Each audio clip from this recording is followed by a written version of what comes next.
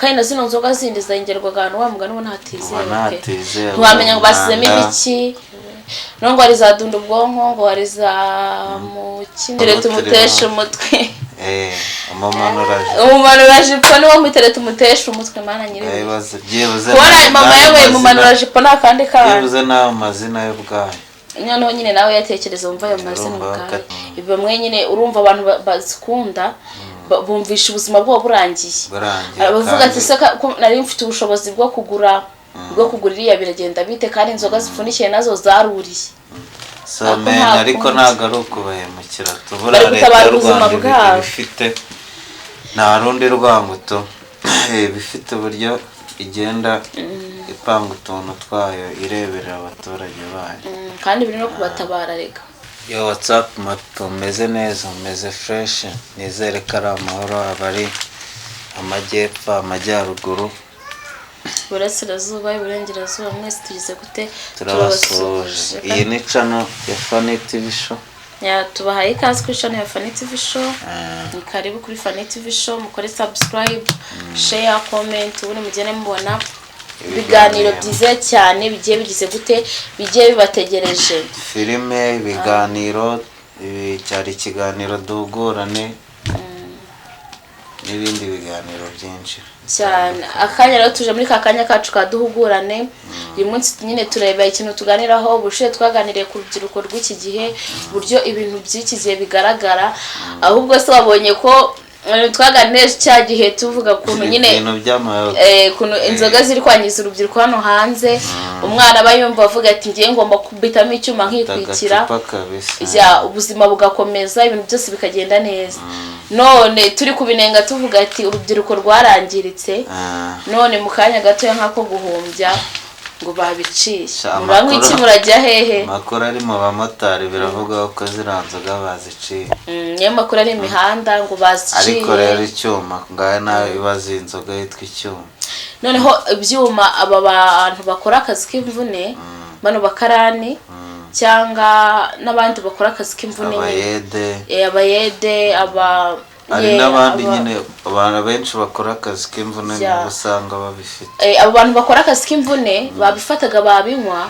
muri bo bikabarusha imbaraga akaba kwa kundi uko ugenda cyane ibirometero byinshi niko wa mwuka ugenda ukubana mukeya wakubana mukeya umutima ugahagarara ni kwa kundi bavuga ngo dore nguriya ngo yaravuye kurangura ngo yanyweye ibyuma byinshi ngo none ngikaziye ngo yamwikubisonga ngo mu muhanda arapfa biriya rero bihita bizamura umutima ugatera cyane ugasimbagurika mu rwego rwo hejuru umara gusimbagurika mu rwego rwo hejuru nawe uri kugenda ukora akazi k'imvune kwa kuna amaraso ashyuha bikarangira umutima wibanika ubutasuka ugahita upfa bikarangira ari gukora akazi gafite imbaraga kandi atariye rero abahanga burabo kunywa ziranzoga bivuga ko baba bazisasiye ariko sinazirazi ibyuma gusa ubundi inzoga zari kera kenshi bivuga ko banza kuzisasira urabizi kuzisasira sasa ngiye ko mbyumva na mu Kinyarwanda cyiza sinzi numva kuzisasira ni mu buryo wenda bwo kubanza nyine ukarya bihagije ukarya abenshi bakunda kurya nk'akabenzi ugiye ku bitewe n'uko akabenzi kaba karimo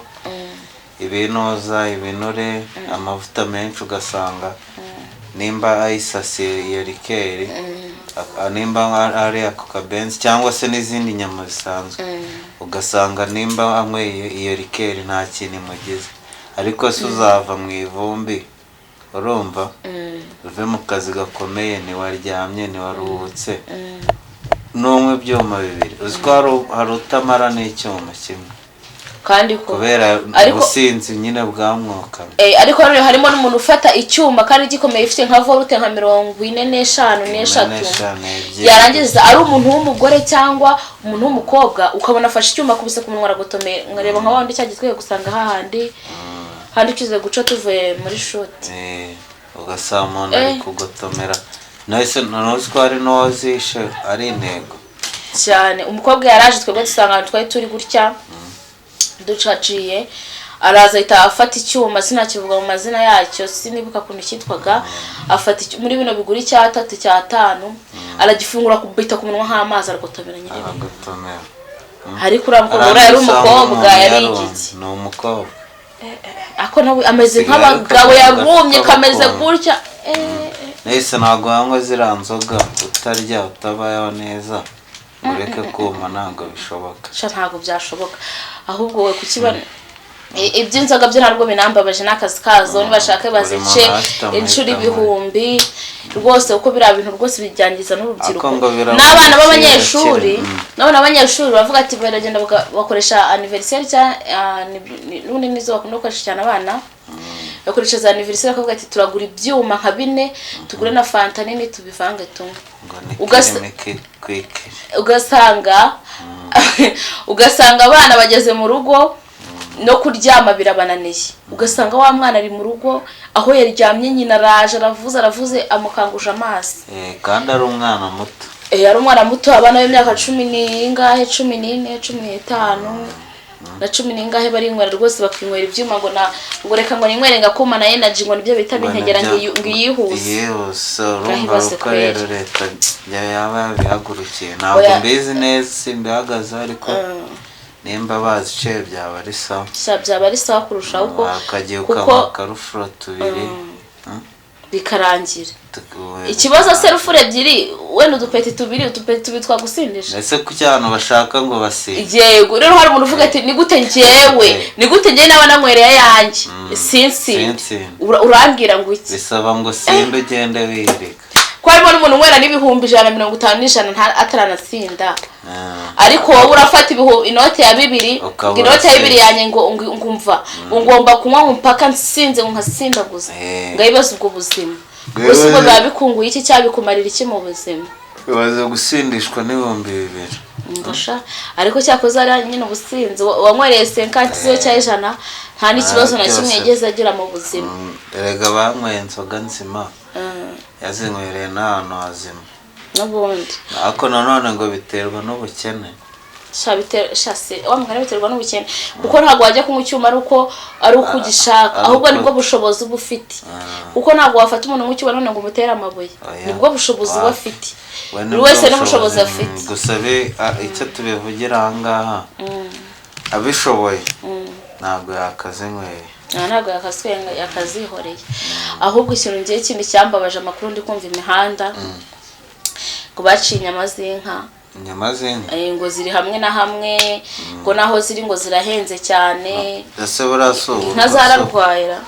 ko ari uburwayi zagiye ngo n'ihene ngo mu kabari abantu nigeze kubyumva gatoya yuko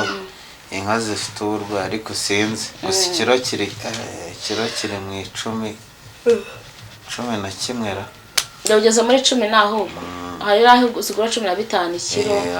ubwo urumva inusu ni 75 mana nyiribi inusu ni 75 ngo nyine bazi ibyo bintu abyo nibyo byambabaje ntiwajya no mu kabari ngo wishyirishirizeho ka brushette ushaka wirire wapi n'ihene ngo zararwaye n'ihene ikintu gisigaye abantu bari kurya abantu barya akabenzi niko gasigaye kandi nako ikiro kiri kugura 5 inkoko ni ibisanzwe noneho inkoko ubu nizo tugiye kurya abantu mwazikunda mutazikunda ubu ngubu inkoko nizo zonyene zigize gute nizo nyene zisigaye hano ku isoko ako bara leta y'Rwanda n'ubundi ibirimo ibikemura bari kandi zini nyama zisigaye akabuze se byarangiye kandi buri inyama ziri mu buryo bikundwa cyane n'abantu bose batitaye ko zibyibushye akanyama shazi k'amaboko usanga ibindi biryo babitereye ariko ku nyama bagomba kuba bahagaze ari umuntu kugira ngo bagushyire ku nyama ubundi hari ibintu ubutazirya hari ibintu ubutazirya ariko niba ubutazirya ngo hari inyama mu bukwe harimo ibintu shawanorera nkavuga to amuntu shombo ndebyemo nabi kunshyira ku byo kunywa kunshyira ku nyama ariko abantu bo mu cyaro bakunda abantu bo mu cyaro bakoresha ubukwe ibirori umuntu wo mu cyaro iyo afashe umuntu akamushyira ku cyo kunywa cyangwa ku cyo kurya aba yumva afite nka rya peti rya generali aba yica agakiza umuntu abaza agahagurutsa uwo ashaka akicaza uwo ashaka agaha umuntu icyo kunywa ashaka aba yumva byibushye bagushyiraho udafite ubugoga sibyo oya ngiye mubona biriya bintu bigendera ku bushuti ku bushuti ariko ugatoranya inshuti oya ngiye ndavuga nyine kugutoranya akagushyira ku cyo kunywa kugira ngo ntazagutoranya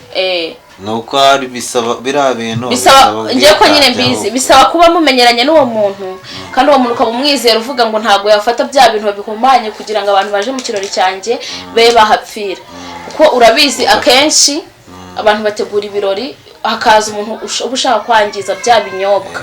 kugira ngo abantu bakabihumanya kugira ngo abantu baje mu kirori cyawe kibihe bamwe bapfe abandi barwaragurike bajya mu bitaro nyine nawe uhora ufite ipfunwe muri karitsiye avuga ati hariya kwa runaka gutya na gutya gutya na gutya rero biriya bintu kugira ngo utore umuntu wizeye umushyireho uko baba bakoresha ubushera inzagwa imitobe ufata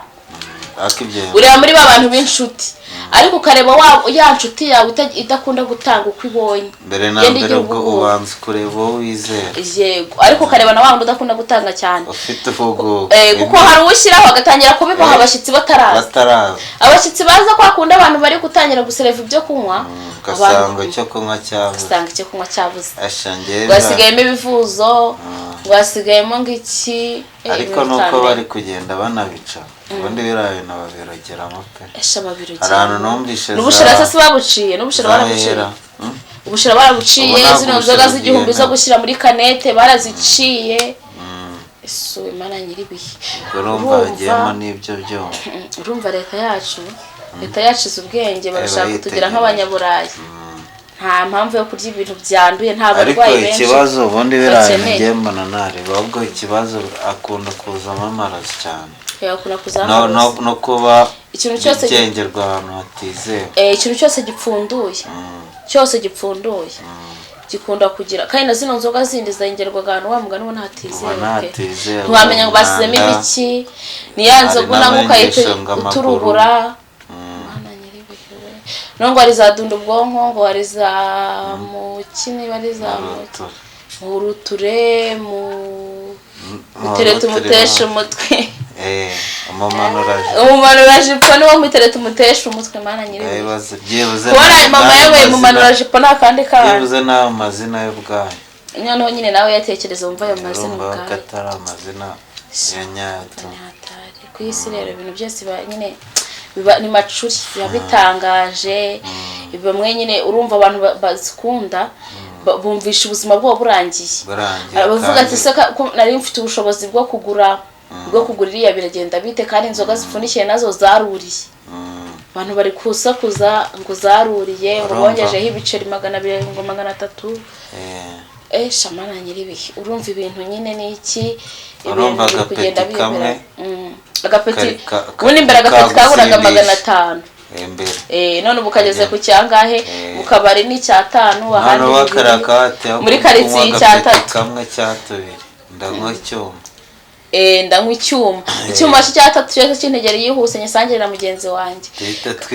kandi agapeti ni ugusomaho rimwe ntugire n'ikintu mva kuko kagutera icyaka rero urumva bagize gute babahemukiye ariko ntabwo ari ukubahemukira tubura leta y'u Rwanda bifite nta rundi rwanguto bifite uburyo igenda ipanga utuntu twayo ireberera abaturage bayo kandi biri no kubatabara rega rero kuvuga menshi siko kuyamara siko bajya bavuga hajya abantu ariko bakomeze badukunde bakore subscribe share comment kuri Fani TV show ibiganiro byo ni umva birahari muzabikunde ibyo mudakunze muduhe igitekerezo twebwe kuba tubafite nyine mu gihe kintu cy'ingenzi kandi kuba tubafite no kugira mugire gute mutugire inama najyaga nibarirwa gushyira nimero ya telefone ariko nzanyishyiraho cyangwa wenda nari nayivugire mu kiganiro washaka kuba yanyandikira akampa igitekerezo wenda akambwira ati ibintu mukora si byo wenda arabura amaka byagenda gutya ushaka ko naba namuganiriza nka mu gitekerezo runaka yampamagara kuri ino nimero ngiye kubabwira cyangwa akanyandikira kuri WhatsApp 079 190 10 25. Iyo nimero rero wayinyandikiraho cyangwa ukampamagara ufite igitekerezo ushaka kumpa cyangwa ufite inkuru ushaka kumpa runaka n'ibindi bintu byinshi cyane. Ntabwo umuntu ajya abura icyo akeneraho undi muntu yanyandikira cyangwa akampamagara, ubundi tukagira gute, ubundi tukiganirira, ubuzima bugakomeza. Cyakanampamo byose biranashoboka. Cyakambwira ati Fanina wenda ari ikiganiro wakoze mbona ni sawa, cyangwa ikiganiro wakoze uvugamo ikintu ntarinzi cyangwa ibintu ntarinzi cyangwa kirinye kari akavideo gutya na gutya nkarebye kanduhura mu mutwe karanshimisha ko njya nkora n'utuntu tunabashimisha. uri kumva ukuntu atakira nk'amadolari, atakira si ngombwa n'amadolari, n'uwaba afite niyo yaba ari 5 akambwira ati uri akana twayikize bayarata niyo bari igiceri cy'ijana. Umufana biterwa n'uko uhagaze, harimo umufana rero uba uhagaze ukuntu cyangwa akavuga ati biki n'ibiki rero tuvuga ati shafanireka ngo utema umwana ubundi nawe wiryohere nta kuntu butagize. ako ari umufana wari wagutamo shaya ntayemo.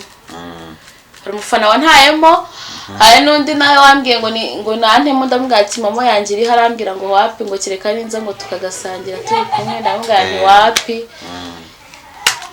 nawe wari wakoze ariko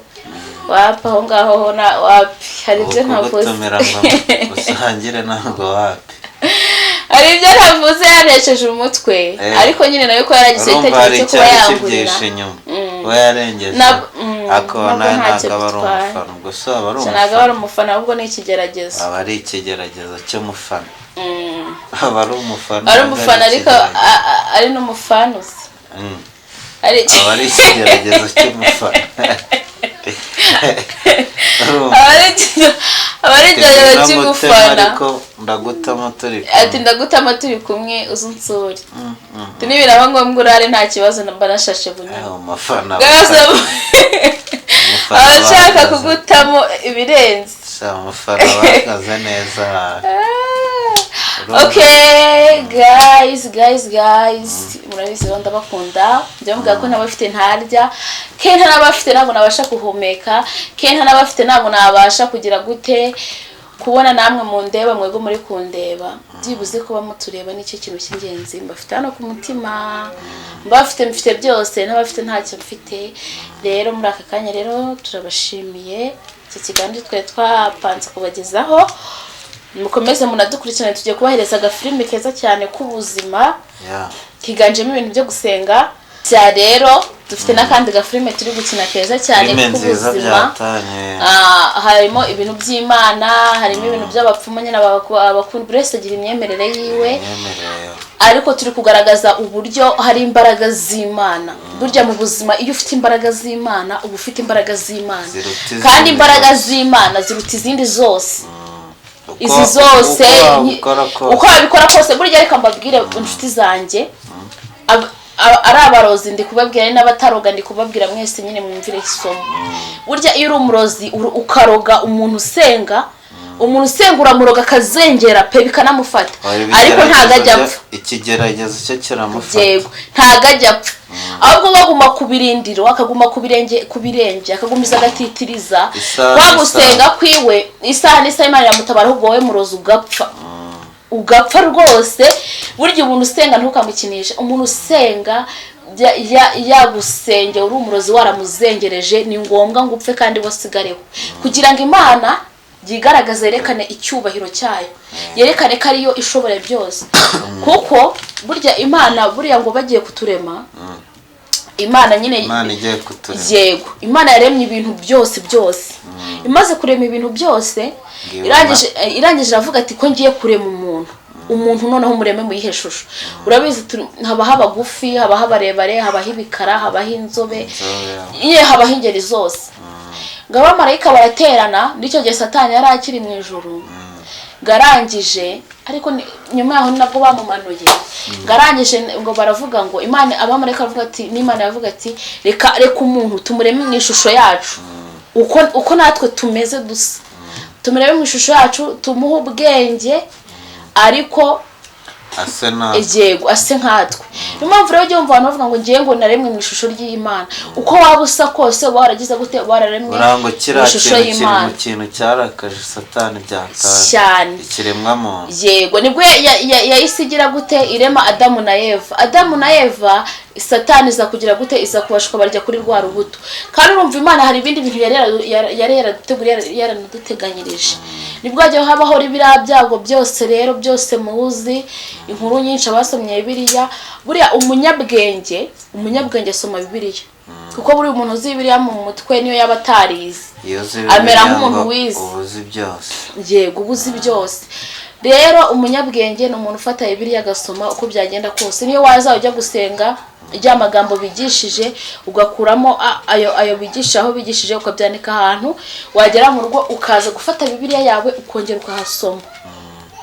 Biriya bintu rero bigira gute, biriya bintu birafasha, bituma ugenda umenya ubwenge bwinshi kurushaho, bigatuma hari ibintu byinshi ugenda umenya bikunganira mu buzima. Ndabeshya? Ntabwo cyane yuko bavuga ko kuba Uwiteka ari bwo bwenge kandi kuva mu byo ariko kujijuka. Kandi ibyo byose biba muri Bible. Niho biba byose. Rero mufate ubumenyi. Harimo umuntu ubwira ati soma Bibiliya, singushiye mu ijambo. Harimo umuntu ubwira ngo soma Bibiliya ngo reka ngo ubise ngo bira ngo ntiyanditswe n'abantu ngo biyandikiyemo ibyo bashaka. No, biriya ni byabaye. Biriya ni byabaye nibizaba, kandi hari biri muri Bibiliya buri ubundi Bibiliya n'ubuhanuzi butavangiye. Hari biri muri Bibiliya byabaye, hari n'ibitaraba, kandi hari nibigize gute, hari nibizaba. Rero ibintu byose no kuba bimeze, buri muntu wese agira Imana yizera. Ngiye ngira iyo nizera. Ngiye Imana nizera niriya Mana imwe rukumbi, ya Mana dusenga tutabona ariko tukayizerera mu mutima wacu. Kuko muri twese nta iyi Mana dusenga nta n'umwe urayibona. Uri kumva? Ariko iyo dusenga turabizi. Yego ikintu cya mbere buriya gikomeye ni ukuyumva mu mutima ukayizera ukayishyiramo.